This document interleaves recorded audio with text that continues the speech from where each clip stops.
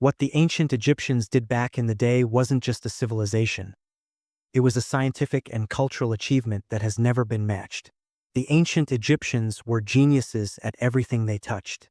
From engineering and construction, where they left behind monumental structures like the pyramids and obelisks, to their deep knowledge of astronomy, where they invented calendars and built temples based on the precise movements of the sun and stars. It's mind-boggling. But there's one specific field that made everyone stop and say, "How?" And that's medicine, specifically mummification. Mummification wasn't just wrapping a corpse in linen like many people think. It was a highly complex process, involving science, chemistry, and precise calculations. What's crazy is that some mummies are thousands of years old and still look a lot like they did when they were alive. But before we start our journey into the secrets of mummification, please hit that like button, subscribe to the channel, and turn on notifications so you get our videos as soon as they're out. The whole topic is full of mystery and questions.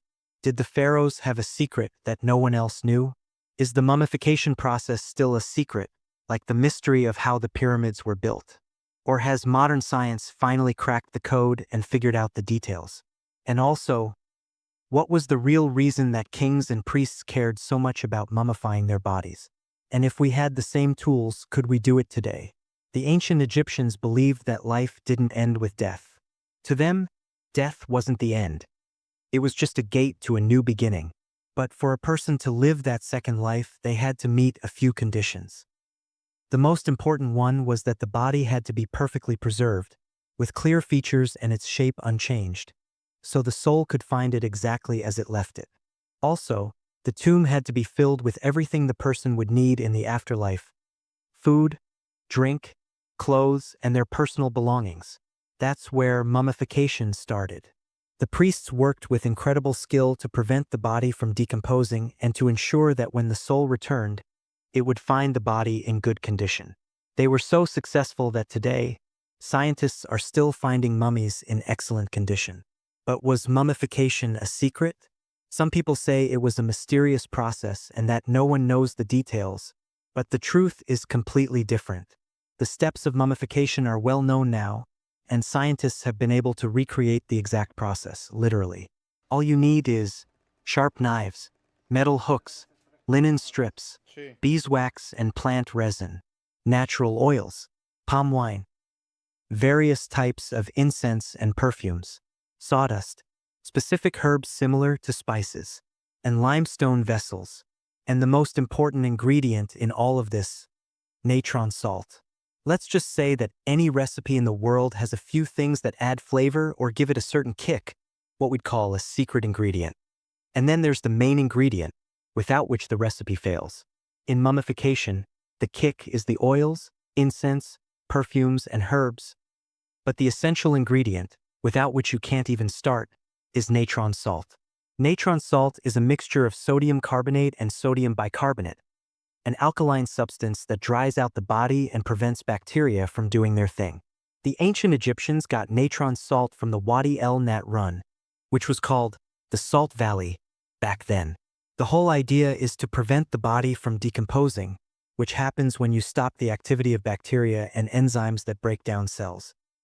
The first step was to remove the brain because the brain is the organ that decomposes fastest since it's full of nerve cells that die instantly. So they would puncture the skull with a long nail, mash up the brain from the inside, and then suction it out through the hole they made and through the two nostrils.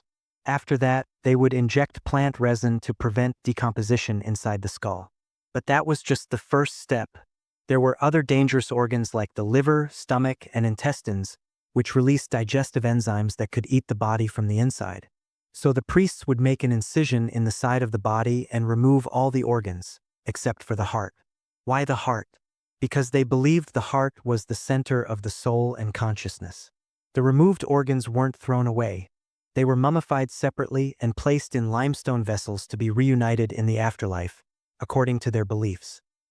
After cleaning the abdominal cavity, they would fill it with linen wrappings soaked in natron salt to maintain the natural shape of the body and also kill any forgotten bacteria. Then, they would completely submerge the body in a bath of natron salt for about 35 days. The salt would absorb all the fluids, leaving the body completely dry, as if you were looking at a statue, not a corpse.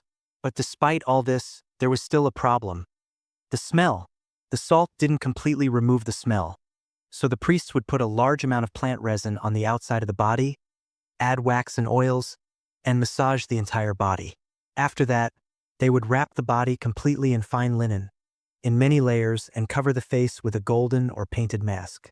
Once the process was complete, the body was placed inside multiple coffins. The outer coffin was usually made of stone, and according to their beliefs, they would put everything the deceased might need inside the tomb. Gold, treasures, furniture, personal belongings, clothes, and food. To protect it from thieves, they would sprinkle poisonous substances in the hallways and seal the tomb forever. Share your thoughts in the comments. What fascinated you the most about the mummification process? And if you have any strange topics or historical secrets you'd like us to cover, write them in the comments. Don't forget to support us with a like and a share, and we'll see you next time in a new video.